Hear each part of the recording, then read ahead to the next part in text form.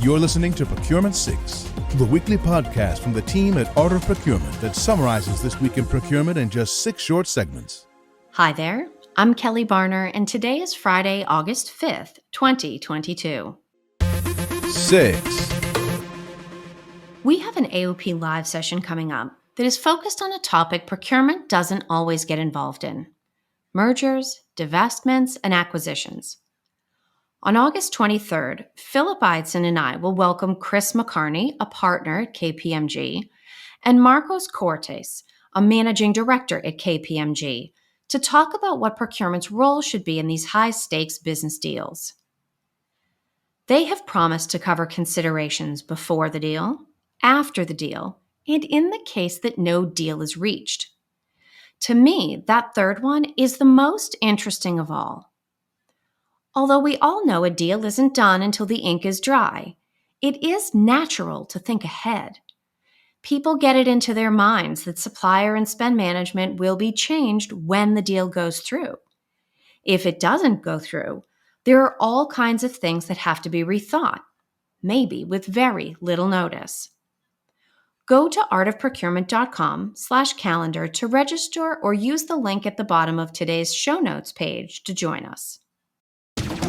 5.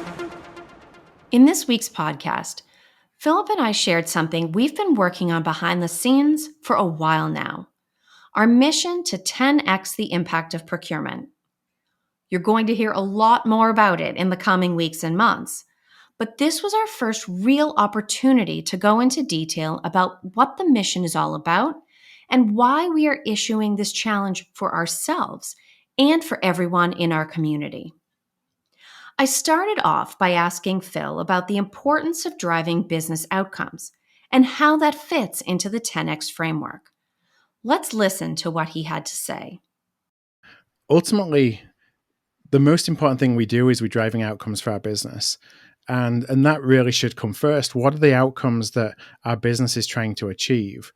And, how are we tying with those regardless of what procurement's focus may have been in the past or the way that procurement measures itself? It's like how procurement measures itself is an internal measure that only procurement cares about.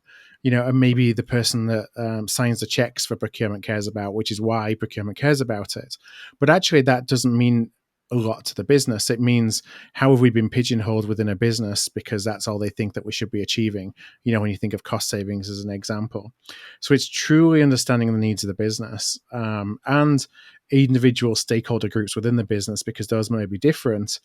And then building, the strategies that we can build using our external partners to drive those objectives. But what's really important, I think, is that, we all come across conflict or conflicting objectives. It may be conflicting objectives between, two different stakeholders of the same project, IT and HR. You may be doing a payroll or some kind of SaaS software implementation or something like that, where you actually have conflicts between the two, or conflicts between what procurement metrics are or procurement objectives are.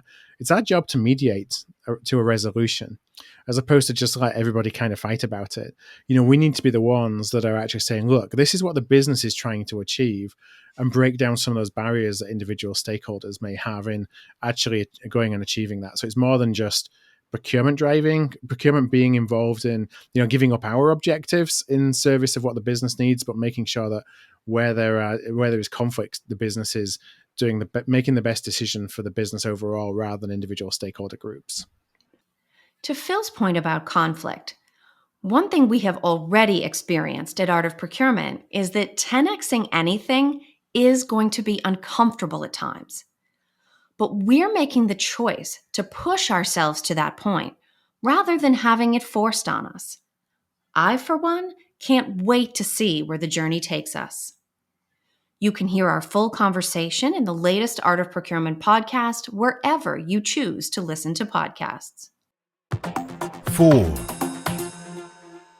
In other podcast news, you may know that I am the host of the Sourcing Hero podcast, a collaboration between Art of Procurement and our partners at UNA. A few months ago, Chris Lance, a senior director at UNA, started joining me every month to use current news stories as a way of considering procurement and supply chain topics. This month, we looked at the unrest in Sri Lanka and the farmers' strike in the Netherlands, and we considered the speed of change we can realistically achieve in the global quest for improved sustainability. I highly encourage you to listen to the episode, both to hear Chris's take on these two stories, and also for the connections we found between them and the work that procurement and supply chain professionals do every day. You can listen to The Sourcing Hero using the link on today's show notes page or wherever you listen to podcasts. This is Procurement 6 from Art of Procurement. To get notified every time an episode is published, go to artofprocurement.com/subscribe. 3. As I mentioned in the previous segment about 10X, procurement must focus on driving business outcomes. This is just as true in the case of talent as it is with product and material sourcing. Phil was recently approached by the Harvard Business Review and asked to share his point of view on procurement's role in today's quickly evolving talent market.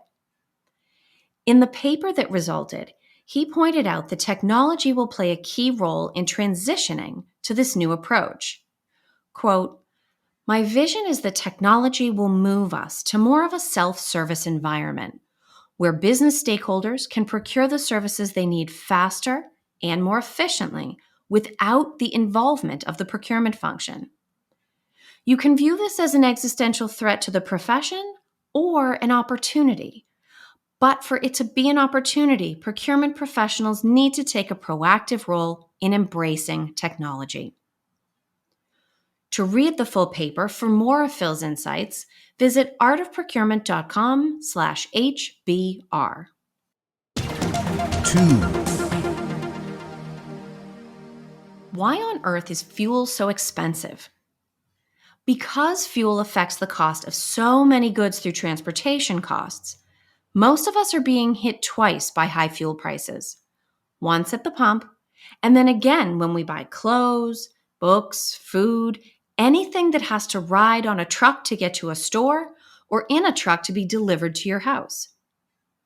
In this week's episode of Dial P for Procurement on Supply Chain Now, I break the oil supply chain down into its major segments and look at the costs, risks, and capital investments in each stage, as well as the impact, or lack thereof, of sanctions against countries like Russia and Iraq. You can find the link to listen in this week's show notes or subscribe to Dial P on any major podcast platform. 1. Did you realize that Category Palooza is less than a week away? That's right. This coming Thursday, August 11th, join us live from 11 a.m. to 3 p.m. Eastern as we celebrate the best insights available for getting your category management strategy in order.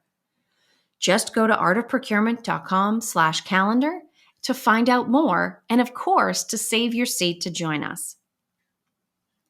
You can find all of the links associated with the stories and content mentioned today at the show notes page for this episode at artofprocurement.com/podcast. Thanks for listening. We'll be back next Friday at 6 a.m. U.S. Eastern Time. If you've enjoyed this pod, help us grow and tell your peers to search for Procurement 6 wherever they get their podcasts.